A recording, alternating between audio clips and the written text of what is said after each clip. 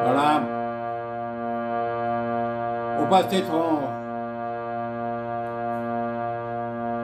भक्त सूरदास जी की रचना, उनका पद विरह पदावली से लेके इस विरह पदावली में भक्त सूरदास जी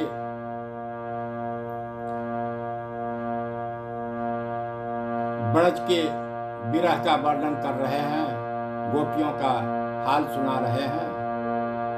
भगवान श्याम सुंदर मधुसूदन जब मथुरा चले गए हैं कंस के यहाँ, कंस के बुलावे पे, उसके बाद उसके बाद की परिस्थितियों में जो उत्पन्न हुई,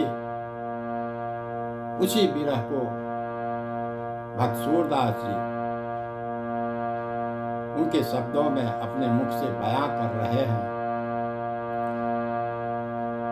कह रहे हैं, ब्रज में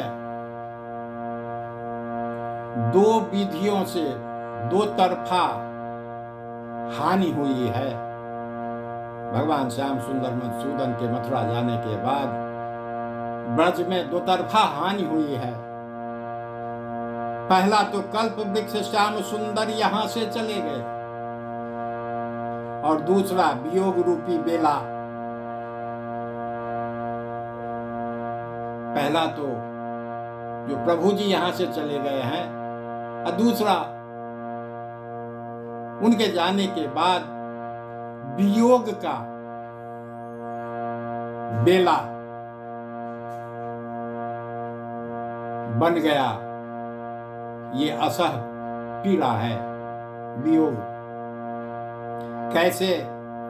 जैसे कोई रसायन बनाने वाला सोना के लिए पारे को अग्नि लगा देता है, पारे को सोने अग्नि में पिघलाता है सोना बनाने के लिए, मन लगाकर उत्साह से,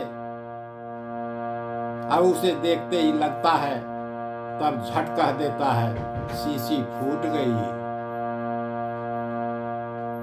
अथवा जैसे मल्लाह के बिना नाव पे पथ से मिलने को जाती हुई महिला अकेली नाव पे हो और नाव डगमगाने लगे, डूबने लगे, और उसे तैरना भी नहीं आता है, अथाह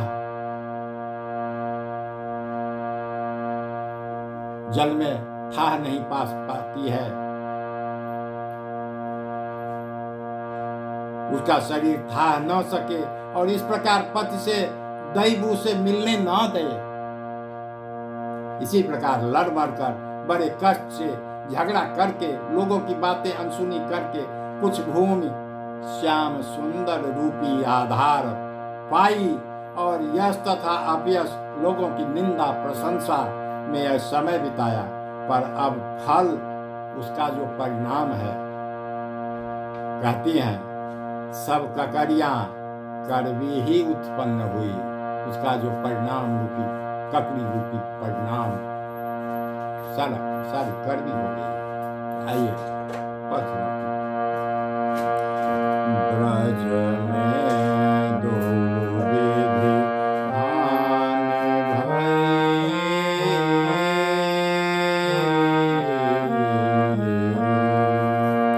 एक हरि गए कलपतरु, दूजे उपजे विरह जई। जैसे हाटक लई रसायनी, पारही आदि दई। जब मन लग्यो दृष्टि, तब बोल्यो शीशी फूट गई।